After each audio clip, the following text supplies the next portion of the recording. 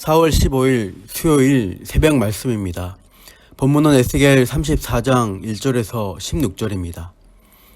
사꾼 목자와 선한 목자라는 제목으로 하나님 말씀을 전하겠습니다. 에스겔은 바벨론에 유배된 백성들 가운데서 예언하고 있습니다. 지난 33장에서는 에스겔이 예언해온 대로 예루살렘 성이 함락되었다는 소식을 들었습니다. 이렇게 예루살렘까지 함락되면서 이스라엘 유다는 지도상에서 사라지게 되었습니다. 이스라엘 백성들은 전쟁 중에 죽고 포로로 잡혀가며 여기저기 흩어지는 등 큰 환난을 당하게 되었습니다. 본문 34장에서는 그 환난의 원흉으로 이스라엘의 목자들, 즉 왕과 지도자들을 거론합니다. 2절 보시면 하나님께서는 에스겔 선지자에게 이스라엘 목자들이라는 대상을 향해 예언하라고 하십니다. 목자라는 비유적 이미지는 이스라엘의 왕을 가리키는 구약의 흔한 표현 방식입니다. 본문 2절은 그 이스라엘의 통치자를 가리켜 자기만 먹는 이스라엘 목자들이라고 합니다. 3절에서 그들의 행태를 구체적으로 지적합니다.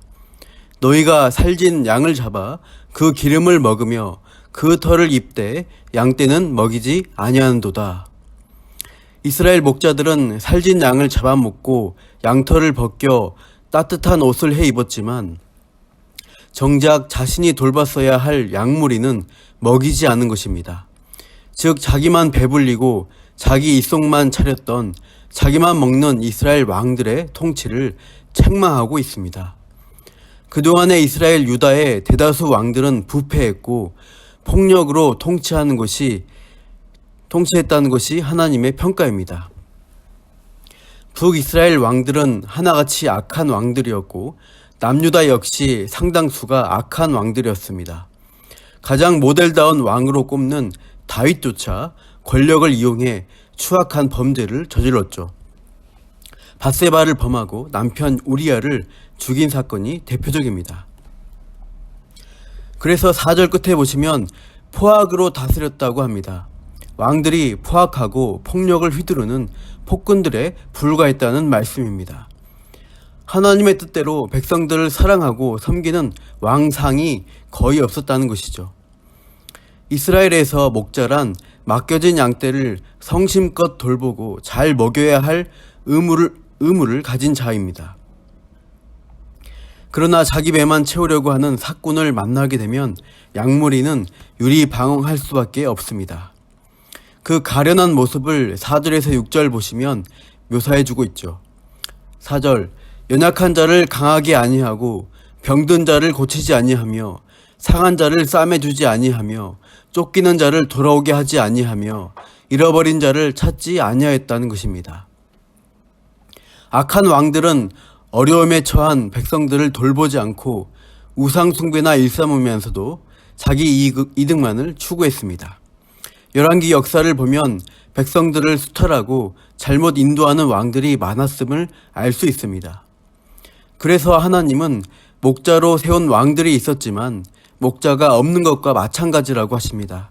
5절에 목자가 없으므로 그것들 양떼가 흩어져서 모든 들짐승의 밥이 되었도다고 말씀하십니다. 목자가 목자의 역할을 하지 못하면 양떼가 안전한 곳에 있지 못하여 흩어지게 되고 늑대나 이리떼가 와서 그 흩어진 양들을 채워가서 먹이로 삼는 것입니다.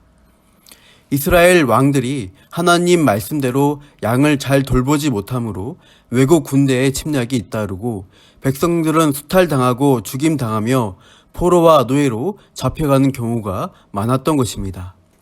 6절 모든 산과 높은 맵브리에마다 유리되었고 온 지면에 흩어졌을 때 찾고 찾는 자가 없었도다. 유리방황하는 이스라엘 백성들의 가련한 모습입니다. 자신들을 보호해줄 목자가 없기에 전쟁과 재난을 피해 백성들은 높은 산으로 도망치고 흩어져야 했습니다. 각자의 힘으로 생존해야 하는 백성들을 다시 찾아와 안전한 곳으로 인도할 지도자가 없는 형편입니다. 그렇게 유리방황하고 주인 없는 목자 없는 양처럼 버려진 그들을 향해 하나님은 6절부터 내 양떼라고 지칭하십니다. 아무도 책임지지 않아 버림받고 고통당하는 백성들을 하나님은 계속 내 양떼, 내 백성이라 부르십니다. 내 양떼가 유리방황하고 내 양떼가 흩어졌다.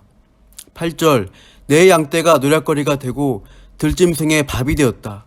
그 이유가 뭐냐? 목자가 없기 때문이라. 내 목자들이 내 양을 찾지 아니하고 자기만 먹이고 내 양떼를 먹이지 아니하였도다. 자기만 먹는 무책임한 이스라엘 목자들, 왕과 지도자들은 있으나 마나한 것입니다. 참된 목자, 진정한 왕이 없는 상황 때문에 이 재앙이 닥친 것으로 말씀합니다. 그래서 이제는 하나님께서 친히 내 양떼를 찾으시겠다고 말씀하십니다. 10절, 내가 목자들을 대적하여 내 양떼를 그들의 손에서 찾으리니. 거짓 목자, 사꾼 목자들을 하나님이 대적하시겠다. 내 양떼를 악한 통치자의 손에서 그들의 입에서 건져내셔서 다시는 먹이가 되지 않게 하시겠다 선포하십니다. 계속해서 찾는다는 동사를 반복하시는 것을 주목해 보십시오. 11절, 내가 내 양을 찾고 찾되. 12절 중간에 그 때를 찾는 것 같이 내가 내 양을 찾아서. 잃어버린 양을 찾고 찾으시는 진정한 목자 되신 하나님의 행동을 강조하고 있습니다. 이것은 누가복음 15장에서 잃은 것을 찾는 세 가지 비유를 연상케 합니다. 누가복음 15장 4절, 너희 중에 어떤 사람이 양 100마리가 있는데 그 중에 하나를 잃으면 99마리를 들에 두고 그 잃은 것을 찾아내기까지 찾아다니지 아니하겠느냐. 15장 8절, 어떤 여자가 10 드라크마가 있는데 하나를 잃으면 등불을 켜고 집을 쓸며 찾아내기까지 부지런히 찾지 아니하겠느냐. 집 떠난 탕자를 간절히 기다리고 찾으시는 아버지의 모습도 그러합니다. 하나님께서는 잃은 양을 그렇게 간절히 찾아내시는 선한 목자로 일하실 것을 강조하고 있습니다. 다시 본문 에스겔 34장 13절 보겠습니다. 내가 그것들을 만민 가운데에서 끌어내며 여러 백성 가운데에서 모아 그 본토로 데리고 가서 이스라엘 산 위에와 시냇가에와 그 땅 모든 거주지에서 먹이되. 세계 만민 여러 백성들 가운데로 흩어져 버린 하나님 백성들을 끌어내시고 모아들이실 것을 말씀하시며 결국 본토로 데리고 가서 약속의 땅 이스라엘의 산 위에와 시냇가 거주지에서 먹이실 것을 약속하십니다. 14절, 좋은 꼴을 먹이고 이스라엘 높은 산에 좋은 우리를 마련하셔서 살진 꼴을 먹게 하실 것을 약속하십니다. 이렇게 좋은 장소를 마련해 주시고 좋은 꼴로 먹이기만 하면 다 되는 걸까요? 아닙니다. 양에게는 근본적으로 필요한 존재가 있습니다. 그게 뭘까요? 네, 바로 좋은 목자, 선한 목자입니다. 양에게는 절대적으로 그들을 돌보고 보호할 선한 목자가 필요합니다. 15절 다 같이 읽어보겠습니다. 내가 친히 내 양의 목자가 되어 그것들을 누워있게 할지라 주 여호와의 말씀이니라. 하나님께서 친히 내 양의 목자가 되어 주시겠다고 하십니다. 그동안 나쁜 목자에게 잡아먹히고 수탈당하기만 했는데 이제는 양들을 위해 최고의 거처와 최상의 꼴을 먹이실 뿐 아니라 친히 양들과 함께 거하시는 선한 목자로 임하실 것을 약속하십니다. 그런 목자가 곁에 있으면 양들은 어떻게 할 수 있습니까? 양들은 안심하고 누워서 푹 쉴 수 있게 됩니다. 안식과 평안입니다. 선한 목자는 양들에게 참된 생명을 주고 안식과 평안을 가져다 줄 수 있어야 합니다. 이 말씀을 들은 청중은 1차적으로 나라가 망해 먼 이국 땅의 포로로 잡혀와 유배 생활하는 유다 백성들입니다. 맹수와 같은 바벨론 제국의 노략거리가 되어버린 양무리, 이 유다 백성 포로들에게 에스겔 선지자의 메시지는 희망과 복음이 되었습니다. 13절 말씀처럼 언젠가 그들을 본토로 돌아가게 하시고 안식과 회복을 주시겠다는 약속이기 때문입니다. 궁극적으로 이 약속의 성취는 어떻게 이루어졌습니까? 그 선한 목자로 오신 분이 누구십니까? 네, 바로 우리 주 예수 그리스도이십니다. 예수님만이 우리의 선한 목자 되셔서 영생의 은혜를 주셔서 하나님 백성을 불러 모으셨고 지금도 잃어버린 양을 찾아내시고 계십니다. 16절, 그 잃어버린 자를 내가 찾으며 쫓기는 자를 내가 돌아오게 하실 것을 말씀하시죠. 죄에 쫓기고 죄로 인해 잃어버린 바 된 영혼에게 생명의 말씀으로 꼴을 먹여주셔서 살려내시는 일을 하고 계십니다. 우리도 그분의 좋은 꼴을 먹고 생명을 얻은 자 되었습니다. 또한 우리의 선한 목자께서 16절 하반절에 상한 자를 싸매시고 병든 자를 강하게 하신다는 약속을 하십니다. 몸과 마음이 상하고 병든 자는 다 자신을 주님께 내어드리십시오. 싸매시고 치료하시며 강하게 해주시는 주 예수 그리스도의 은혜를 매일마다 받으시기를 축복합니다.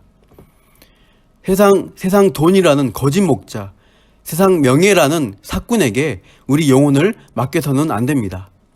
그것들이 잠깐의 만족을 줄 수 있을지는 몰라도 결국 우리를 망하게 하는 것들입니다.